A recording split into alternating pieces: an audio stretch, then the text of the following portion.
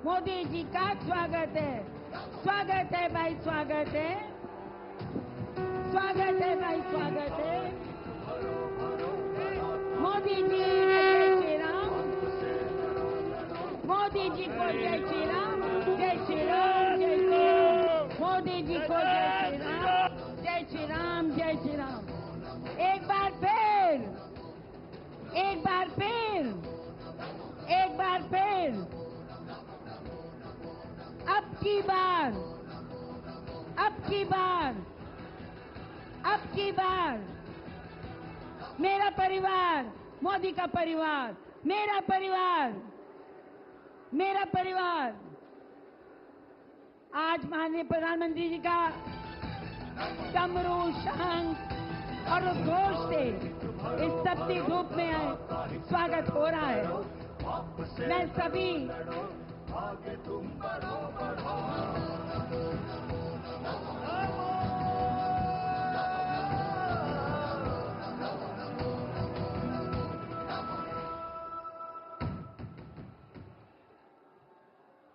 धन्यवाद। मैं सभी शंखनाद कर रहे हमारे साधु संतों का धन्यवाद करती हूं। आज हमारे बीच में हमारे लोकप्रिय विश्वविख्यात राजनेता आदरणीय नरेंद्र मोदी जी उपस्थित हैं। मैं सबसे पहले मैं निवेदन करती हूं अपने साथी, अपने उप मुख्यमंत्री आदरणीय श्री केशव प्रसाद मौर्य जी से कि वे हनुमान जी का गदा देकर और हमारे प्रधानमंत्री जी का स्वागत करें। ये हनुमान नगरी है। आज प्रयागराज की त्रिवेणी पे हनुमान जी ने अपना विश्राम किया था। उनका गदा न्याय का गदा है, उनका गदा जन कल्याण का गदा है और आज वह हमारे उप मुख्यमंत्री जी ने पेश किया है। अब मैं दोनों प्रत्याशियों से, मैं पहले नारियों से, महिलाओं से, जो कि बहुत ऋणी है हमारे प्रधानमंत्री जी की, माननीय मोदी जी को मैं कहूंगी कि बेटी बचाओ बेटी पढ़ाओ से लेकर नारी शक्ति वंदन अधिनियम तक आपने बेमिसाल सशक्तिकरण का कार्य किया है। करोड़ों आवास, गैस कनेक्शन, इज्जत घर, निःशुल्क राशन, सौभाग्य और आयुष्मान भारत योजनाओं से हमारी बहनों को, हमारी माताओं को आपने एक सरल जीवन जीने का मौका दिया है। रोजगार के आयाम खोले हैं और 3 करोड़ हमारी लखपति दीदियों का लक्ष्य लेकर और साथ ही साथ मुद्रा लोन के माध्यम से हमारी बहनों का आर्थिक सशक्तिकरण कर रहे हैं। मैं सभी बहनों से कहूंगी कि जो हमारे मंच पर उपस्थित हैं, आभार के रूप में सभी आगे आएं और आप जैसा चाहती हैं आदरणीय मोदी जी का स्वागत और अभिनंदन करें। आदरणीय प्रधानमंत्री जी को कृष्ण भगवान की प्रतिमा भेंट करके हो गया बस। दोनों प्रत्याशियों से मेरा निवेदन है कि वो आगे आकर और प्रधानमंत्री जी को संगम नगरी का सबसे सुंदर भेंट, त्रिवेणी के संगम का चित्र देकर उनका स्वागत करें। साथियों, बार बार प्रधानमंत्री जी यहाँ आते हैं और हम लोगों को स्नेह की वर्षा करके जाते हैं। मैं आदरणीय उप मुख्यमंत्री केशव मौर्य जी से कहूंगी कि आप आए और माननीय मुख्यमंत्री प्रधानमंत्री जी के स्वागत में अपना उद्बोधन प्रस्तुत करें। आदरणीय केशव प्रसाद मौर्य जी। दोनों हाथ उठा करके बोलिए भारत माता की, भारत माता की। प्रयागराज की धरती पर मोदी जी का स्वागत है, स्वागत। प्रयागराज की धरती पर, प्रयागराज की धरती पर आज प्रयागराज की इसी धरती पर जहां 4 सभाएं 2014, 2017, 2019, 2022 में माननीय प्रधानमंत्री जी संबोधित कर चुके हैं। मैं उनका हार्दिक स्वागत और अभिनंदन अपनी ओर से भी, प्रयाग की ओर से, आप सब की ओर से करता हूं।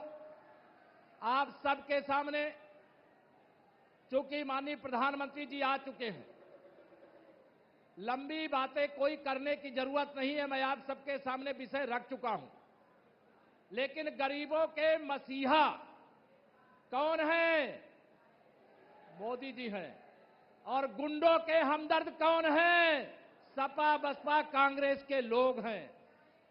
या प्रयाग से लेकर के गाजीपुर तक जिस प्रकार से गुंडों, माफियाओं, अपराधियों के कब्जे में था, वह युग बीत गया। माननीय प्रधानमंत्री जी इसी धरती पर आए थे, आप सबको याद होगा। भारत के पहले प्रधानमंत्री हैं जिन्होंने इसी प्रयागराज में इस कुंभ मेले की सफाई करने वाले कर्मचारियों के चरण धो करके उनको सम्मान देने का काम किया था। मैं माननीय प्रधानमंत्री जी आपका अभिनंदन करता हूं। बाबा विश्वनाथ का धाम और रामलला का मंदिर बनाने वाले कर्मचारियों की आपने पूजा की थी, यह पूरा देश देख रहा है। 80 करोड़ लोगों के वो पेट की आग को शांत करने, कोई भूख से न परेशान हो, उसके लिए प्रधानमंत्री गरीब कल्याण अन्न योजना का आपने राशन दिया। 4 करोड़ से अधिक गरीबों को प्रधानमंत्री आवास देने का काम आपने किया। गरीब कल्याण की अनेक सुविधाएं देने का काम किया। उसका वर्णन करेंगे तो घंटों लगेगा। इस देश का गरीब, इस देश का किसान और इस देश की आधी आबादी, माताओं बहनों हाथ उठा के बताओ, मोदी जी के साथ हो कि नहीं हो? यहां पर हमारे किन्नर समाज से भी बड़ी संख्या में लोग आए हैं, वह भी आशीर्वाद देने के लिए। एक तरफ भ्रष्टाचारी हैं, गुंडे हैं, अपराधी हैं, एक तरफ गरीबों के हमदर्द हैं। मैं आप सबसे अपील करूंगा, ये सब किन्नर समाज के लोग हैं। माननीय प्रधानमंत्री जी कृपया बैठ जाएं, बैठ जाएं। मैं आप सबकी ओर से माननीय प्रधानमंत्री जी का स्वागत करते हुए आप सब भी सुनना चाहते हैं। हमारा प्रयागराज विकास से मतलब हजारों किलोमीटर दूर था। जब से 2014 में आपके नेतृत्व में देश में और 2017 में योगी आदित्यनाथ जी के नेतृत्व में प्रदेश में सरकार बनी, हमारा प्रयागराज विकास के एक नए युग में प्रवेश किया है, प्रदेश प्रवेश किया है, देश प्रवेश किया है। आगे भी 2025 का यहां पर कुंभ है। सब लोग यहां कमल खिलाना चाहते हैं। आपको तीसरी बार हिंदुस्तान का प्रधानमंत्री बनाना चाहते हैं। इसे सबका नारा 4 जून, 4 जून, फिर एक बार। यह आपके लिए सब समर्पित है। यही निवेदन करते हुए, आपका स्वागत करते हुए मैं अनुरोध करूंगा, यहां की जनता को अपना उद्बोधन देने की कृपा करें। माननीय प्रधानमंत्री।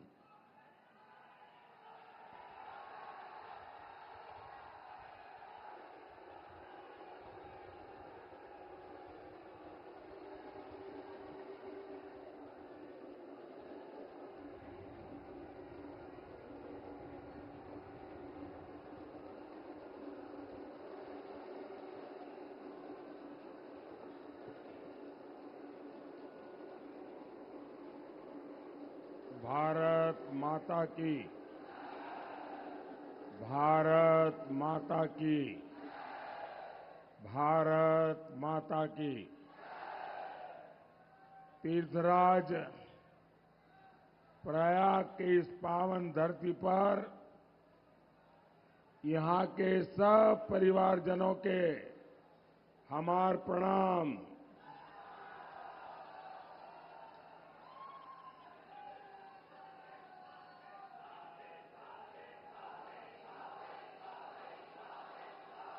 आज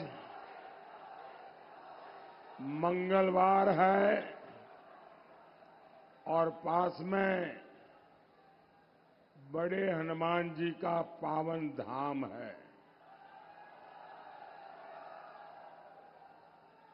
मैं परेड ग्राउंड के इस मंच से प्रयाग के आराध्य और त्रिवेणी को प्रणाम करता हूं। साथियों,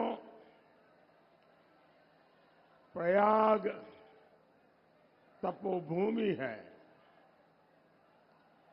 ये कुंभ की भव्यता की धरती है।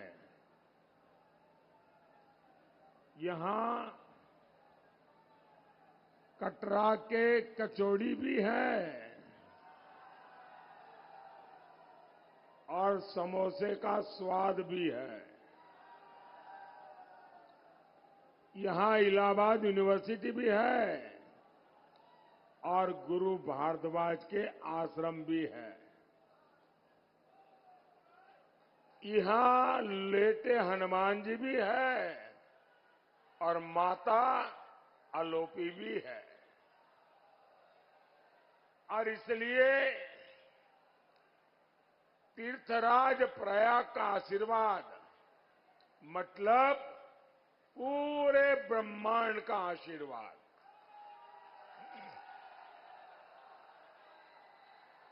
और प्रयाग कैसे अनंत आशीर्वाद दे रहा है, ये आपका उत्साह बता रहा है।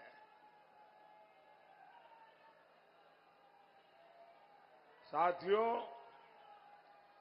24 का ये चुनाव तय करेगा भारत के भविष्य की त्रिवेणी किधर बहेगी।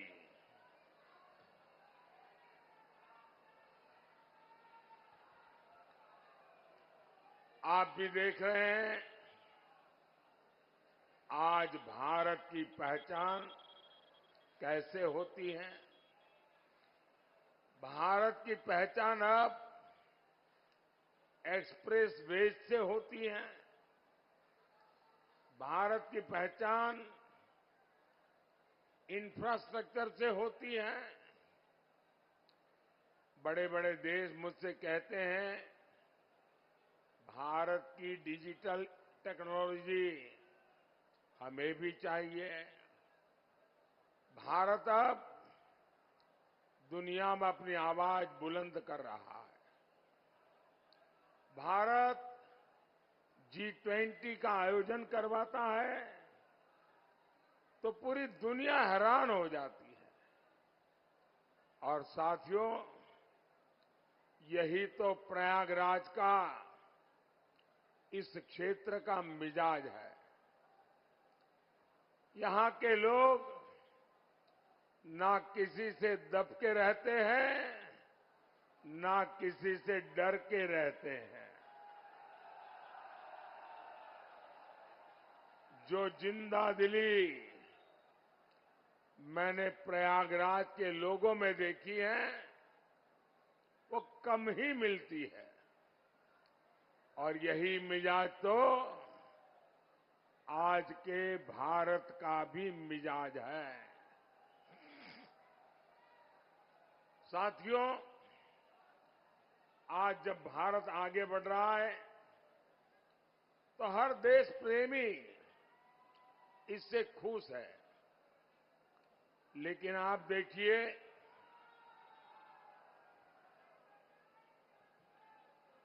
सपा, कांग्रेस और इंडी गठबंधन वालों को भारत का गौरव गान हजम नहीं होता। और ये करते क्या है? कांग्रेस के शहजादे भारत को गाली देने के लिए विदेश जाते हैं। ये इंडी गठबंधन वाले चुनाव भी किस एजेंडा पर लड़ रहे हैं? इनका एजेंडा है कश्मीर में आर्टिकल 370 फिर से लाएंगे। इनका एजेंडा है सीएए को रद्द करेंगे। इनका एजेंडा है भ्रष्टाचार पर जो कड़े कानून बने उन्हें रद्द करेंगे। क्या ये सब करने के लिए आप कभी भी ये इंडी अलायंस वालों को, सपा कांग्रेस वालों को एक भी वोट देंगे क्या? देंगे क्या? क्या देश को दिशा देने वाली प्रयागराज की धरती को इन लोगों की हरकत मंजूर होगी क्या? साथियों, इंडी गठबंधन वालों का, सपा कांग्रेस वालों का सुशासन से और हमारी आस्था से 36 का रिश्ता है। भारत का कोना कोना इस बात की गवाही देता है कि इंडी गठबंधन वालों से विकास नहीं हो सकता। आप यहां प्रयागराज में होने वाले कुंभ का ही उदाहरण देखिए। सपा कांग्रेस के समय क्या होता था? भीड़ में भगदड़ मच जाती थी, लोगों को अपनी जान गंवानी पड़ती थी, हर तरफ अव्यवस्था होती थी। जानते हैं क्यों?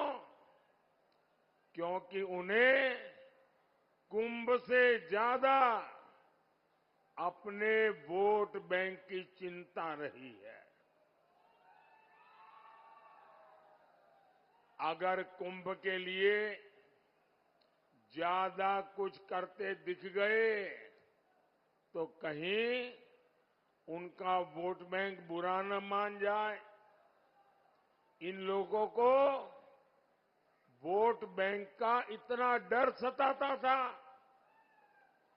सपा कांग्रेस में तुष्टीकरण का कंपटीशन होता था। आप मुझे बताइए, राम मंदिर का बहिष्कार करने वाले ये लोग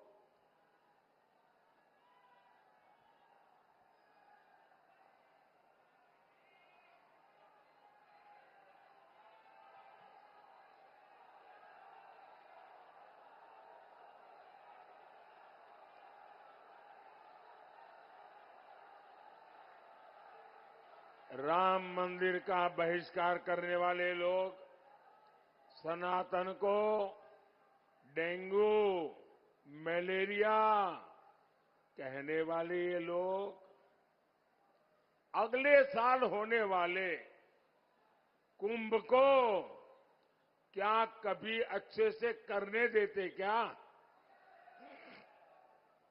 साथियों, मोदी का मंत्र है विकास भी विरासत भी। अभी अयोध्या में भव्य राम मंदिर बना है। अब निषाद राज के श्रृंगवेरपुर का विकास भी किया जाएगा। श्रृंगवेरपुर राम वनगमन पथ का प्रमुख तीर्थ बनेगा। क्या सपा कांग्रेस वाले कभी भी ये काम करेंगे क्या? सपा कांग्रेस के शहजादों को अपने परिवार के आगे कुछ भी दिखता नहीं है।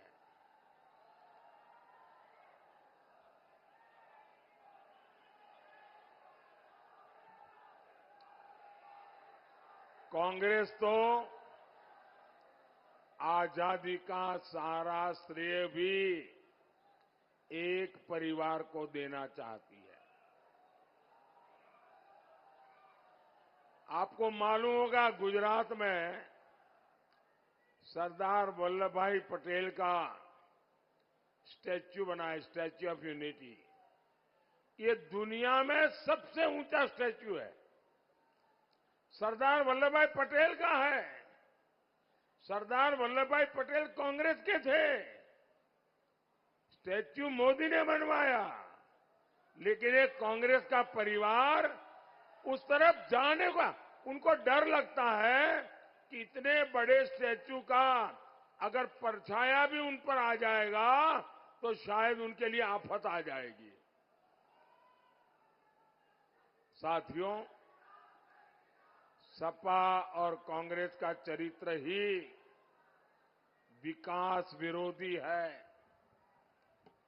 सपा कांग्रेस के समय प्रयागराज से बहुत भेदभाव हुआ।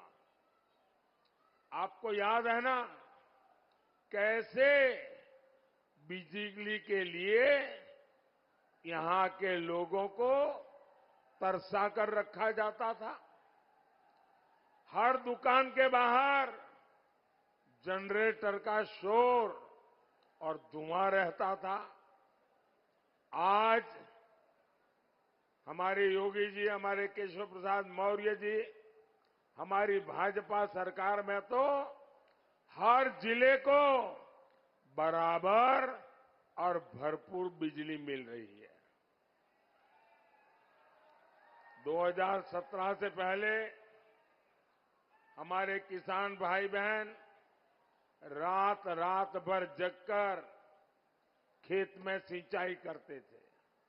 आज किसानों को भी आसानी से बिजली मिल रही है। साथियों, आज हमारा प्रयाग विकास की नई ऊंचाइयों को छू रहा है।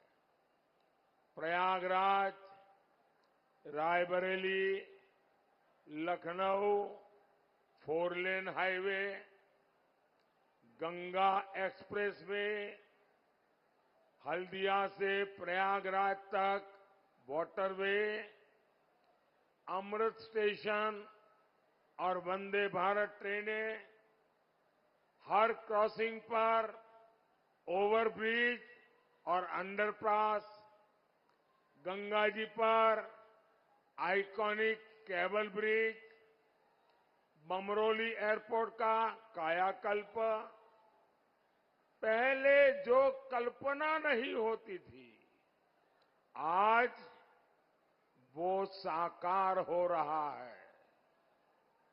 साथियों, यूपी के ऐसे बहुत फर्स्ट टाइम वोटर हैं जिन्हें पता ही नहीं होगा परिवारवादी पार्टी के दिनों में क्या होता था, कैसे हमारी बहन बेटियों का घर से बाहर निकलना मुश्किल होता था। उद्योग धंधे सब चौपट पड़े थे। किसी भी व्यापारी को वसूली और फिरौती का फरमान आ जाता था। हमारा तीर्थराज प्रयाग, यहां खुलेआम सड़कों पर बम चलते थे, गोलियां चलती थी, गुंडे माफिया बेखौफ अपनी शेखी बगाड़ते थे। सीधे सच्चे लोग दहशत में जीते थे। यहां के दुकानदार, यहां के कारोबारी भूल सकते हैं क्या कि उनकी हालत रहती थी उस समय? लेकिन जब से भाजपा सरकार आई है, माफिया के खिलाफ यहां सफाई अभियान चल रहा है।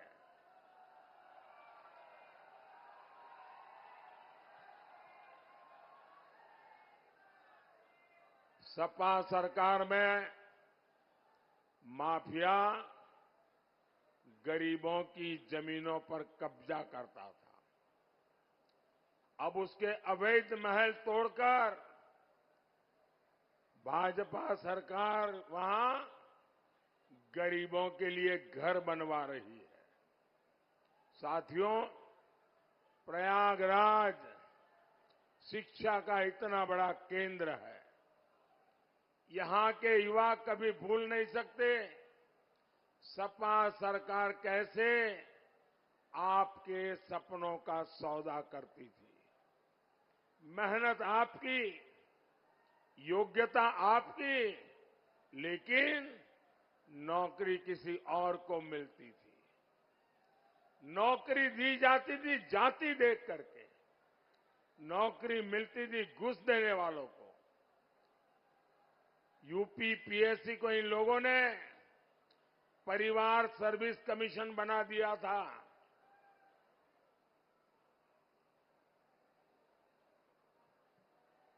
यूपी की कितनी प्रतिभाओं का भविष्य इन लोगों ने बर्बाद कर दिया था। साथियों, इंडी गठबंधन वालों की नाव डूब रही है। इनका एक ही सहारा है, झूठ, लगातार झूठ, हर जगह पे झूठ, बार बार झूठ। ये संविधान को लेकर देश में झूठ फैला रहे हैं। संविधान को किससे खतरा है, ये प्रयागराज से बेहतर कौन बताएगा। आप जरा बताइए, आपातकाल लगाकर संविधान को बदलने की साजिश किसने की थी? यही इलाहाबाद हाईकोर्ट ने कांग्रेस की तानाशाही पर लगाम लगाई थी। रायबरेली में लोकतंत्र को लूटने की कोशिश की गई थी। हाईकोर्ट ने उस चुनाव को रद्द करके इंदिरा गांधी के चुनाव लड़ने पर रोक लगा दी थी। भाइयों और बहनों, इतने साल बीत गए लेकिन कांग्रेस पार्टी का चरित्र नहीं बदला। बाबा साहब आंबेडकर भी धर्म के आधार पर आरक्षण के खिलाफ थे, लेकिन कांग्रेस सपा वाले संविधान के खिलाफ जाकर दलितों, पिछड़ों का आरक्षण अपने वोट बैंक को वोट जिहाद वालों को देने की तैयारी में है। कर्नाटका में तो कांग्रेस सरकार ने ओबीसी कोटा मुसलमानों को दे दिया है। अब यही काम ये देश भर में करना चाहते हैं, लेकिन मोदी आज प्रयागराज की धरती पर गारंटी देवे आवा है।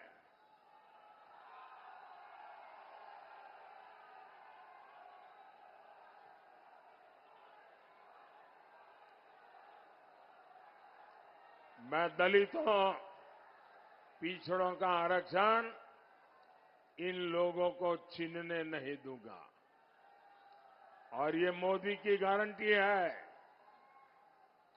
साथियों, मोदी आगे भी आपकी सेवा करता रहे, इसके लिए एक सशक्त सरकार चाहिए। प्रयागराज से भाई नीरज त्रिपाठी जी और फूलपुर से भाई प्रवीण पटेल जी, आप इन्हें जो वोट देंगे वो मोदी को मजबूत करेगा। आप बताओ, 4 जून के इनका जिताए के भेजो ना।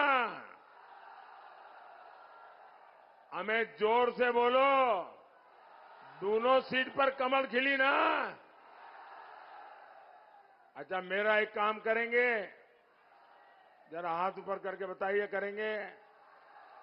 घर घर जाइए और जाकर के सबको बताइए कि मोदी जी आए थे और मोदी जी ने परिवार के सबको श्री राम कहा है। बोलिए भारत माता की, भारत माता की। बहुत बहुत धन्यवाद।